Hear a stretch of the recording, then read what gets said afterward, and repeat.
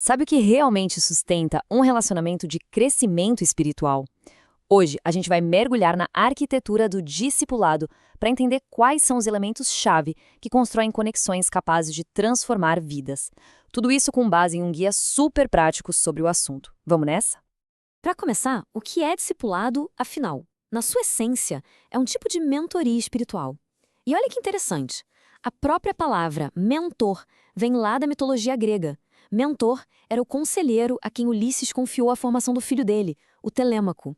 Essa ideia de guiar, de capacitar e de preparar alguém é o coração de tudo que a gente vai conversar hoje. Então, a nossa jornada aqui vai ter 5 paradas. Primeiro, vamos entender o que é. Depois, vamos ver os tipos que existem. Aí, a gente mergulha nos elementos essenciais, entende como o crescimento acontece e, por fim, aprende a identificar os sinais de que a coisa está funcionando de verdade. Certo, então. Primeira parada. O que é discipulado? Vamos construir aqui a base, o alicerce para todo o resto da nossa conversa. O discipulado se apoia em 3 componentes que estão super ligados um ao outro. Tudo, absolutamente tudo, começa com um relacionamento, que é a base de confiança e respeito. A partir daí é que vem a capacitação, ou seja, o ato de compartilhar conhecimento, de passar recursos adiante. E o objetivo final disso tudo é o desenvolvimento. É ajudar a pessoa a florescer, a atingir seu máximo potencial. E essa frase aqui, ela resume o propósito de um jeito brilhante. O objetivo final não é ter controle sobre alguém, mas sim capacitar. O verdadeiro sucesso de quem discipula é ver a outra pessoa crescer, ter sucesso e, quem sabe, até ir mais longe. Esse é o alvo. Agora que a gente já sabe o que é, vamos ver como isso aparece na prática. O material que a gente está analisando identifica 3 categorias bem diferentes de discipulado: o ativo, o ocasional e o passivo.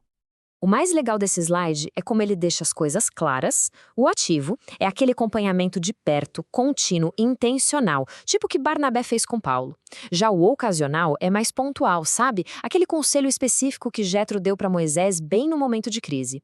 E tem também o passivo, que aprenda de longe, só observando um exemplo, como Maria fez ao buscar a experiência de Isabel. E embora todos esses tipos tenham seu valor, a fonte defende que o alvo principal deveria ser sempre o discipulado ativo. Mas por quê? Porque é a forma mais intencional, mais consistente, aquela que gera um impacto direto, não só na vida de uma pessoa, mas no fortalecimento da comunidade inteira. E isso nos leva direto para a nossa terceira sessão. Se o discipulado ativo é a meta, o que é que sustenta ele? Quais são os pilares dessa construção? Vamos dar uma olhada nos seus elementos essenciais. Segundo o guia, são 4 pilares que sustentam esse processo. Primeiro, ser um modelo. Segundo, ter uma certa atração espiritual. Terceiro, que é fundamental, construir um relacionamento de verdade. E quarto, criar uma cultura de prestação de contas. Vamos olhar cada um rapidinho. O primeiro pilar, o de ser modelo, está perfeitamente ilustrado aqui. A ideia é simples, mas é muito poderosa. Quem discipula precisa ser um exemplo vivo do que ensina. As pessoas não seguem só palavras, elas seguem uma vida coerente, uma vida que inspira confiança. O segundo pilar é a atração. E aqui é muito importante entender, não se trata de carisma ou de popularidade. É uma atração espiritual. Uma pessoa com maturidade, com profundidade na sua caminhada, acaba exercendo um tipo de magnetismo em quem tem fome de crescer. Isso cria o desejo de aprender, de estar perto. O terceiro pilar, o relacionamento, é o carro que transporta tudo isso. É a amizade, a confiança. E o que dá estrutura para esse relacionamento é o quarto pilar, a prestação de contas. O material é bem claro. Crescimento exige compromisso.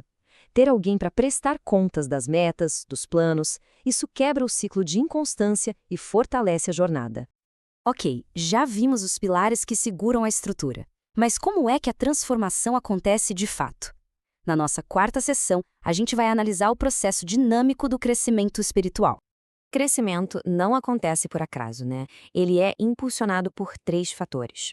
Começa com o compromisso, porque a gente se torna parecido com as pessoas com quem a gente anda. Isso leva à disciplina de hábitos, que vai moldando nosso caráter no dia a dia. E nada disso funciona sem o terceiro e mais importante fator, os relacionamentos certos. E esse slide aqui detalha de um jeito genial o que são esses relacionamentos certos. O modelo bíblico sugere um ecossistema completo.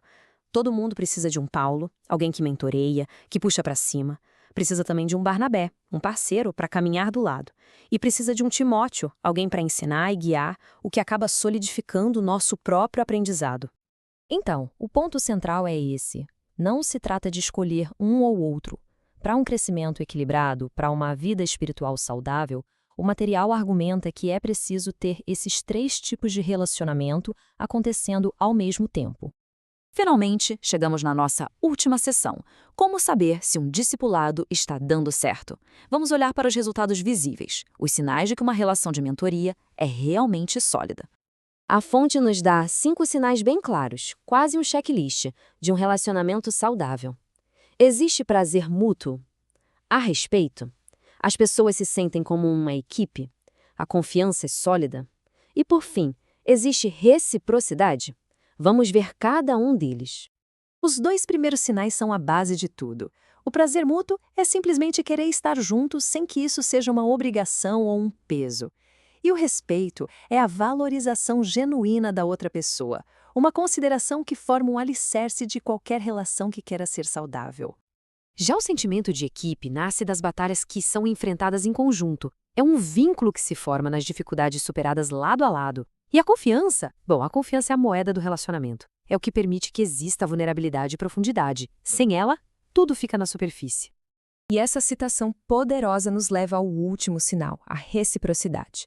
A lição é clara: um discipulado não é uma via de mão única. Se o investimento não for dos 2 lados, se um lado só dá e o outro só recebe, o relacionamento simplesmente não vai para frente.